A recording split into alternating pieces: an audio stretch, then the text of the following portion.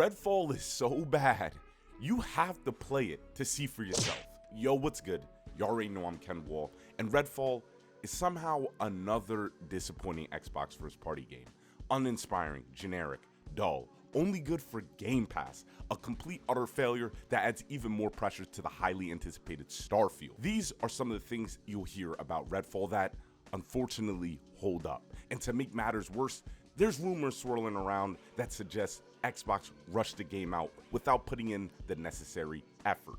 We have a lot to discuss today, so let's start today's video. Before we begin, allow me to give you a friendly reminder to like this video, and if you end up enjoying it here at my channel, know that I keep you up to date with the latest open world game news, superhero games, video essays where I go deeper into other gaming topics, other links in the description box below.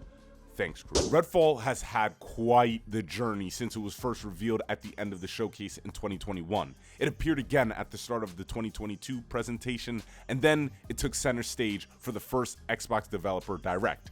It's strange how Xbox gave this game so much attention, even though they allegedly won this game to go out like a fart. It seems as if Xbox wanted development to end on this game. At least, this is according to a French gaming retailer who is close to Arcane devs. This would explain a little bit as to why this game is, this. I don't know. Something about the fact that this guy's source all boils down to I know a guy makes me not believe this. But according to Windows Central, Xbox was barely involved in Redfall, which does now make the rumors sound a little bit more true. In previous videos, I've always said that Redfall wasn't going to be disappointing because y'all didn't expect much from it.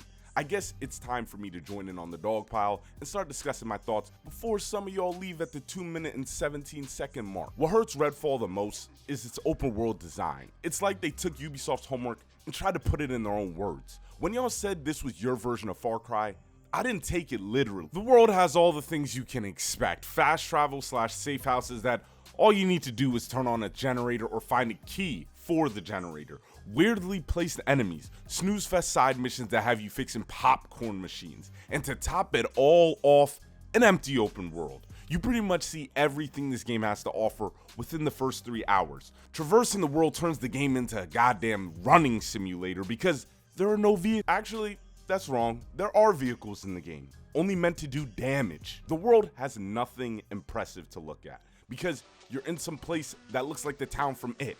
There's no reason to explore this town any more than you have to.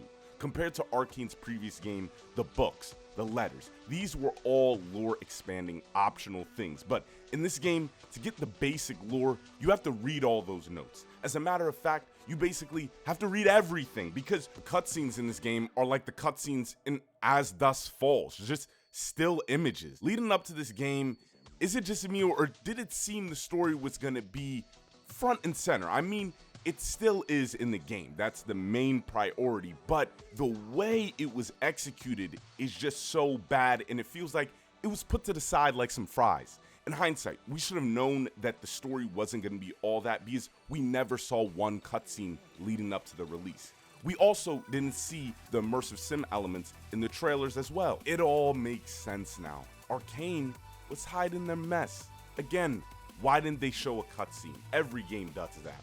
Why didn't they show their staple immersive sim elements in these trailers? This actually might be the most disappointing part of the game because the immersive sim genre is what they're so great at and they don't do anything more than they've already done in the past. Arcane's AI has become atrocious. Just because I'm playing on Dust does not mean the AI should turn into garbage. I'm just running and gunning through missions. Taking out guys cleverly and quietly is gone. This is the second game where the AI have been poorly designed. Hardcore Arcane fans were always skeptical about this game from the jump because they felt that this was a huge departure from their previous experiences. Well, they were 1000% right. Redflop is an attempt to be a Ubisoft game. This game strips all the deep storytelling that Dishonored games had, the exploration that was in Prey, and worse, Redfall doesn't improve the genre of immersive sim whatsoever. I'm not gonna be honest, this was a failure. The other 9 years was a failure? This was so bad that Xbox had to do damage control by the head of Xbox going on Kinda Funny, taking softball questions, and they had to release the timing details for their showcase that is more than a month away. Game Pass is never going to be what I imagine it to be if the quality does not go up for these games. Redfall was barely even in my top 10 games of 2023 that I was looking forward to, but I always felt that Redfall could surprise us and be better than we thought it was. What makes me very worried about the future of Xbox is how fans are getting more comfortable with this cycle. They announce a game, the game comes out, it's a disappointment, Xbox does damage control, then it's wait till the next one, then the next one comes, it's a disappointment, and then it's the same thing over and over again. This has gotta stop. You already know I'm KenWal. Apologies for no face cam. My computer is getting repaired right now. Next video, I'll be back. Remember to like and subscribe. Thank you for watching today's video, and I'll see you soon.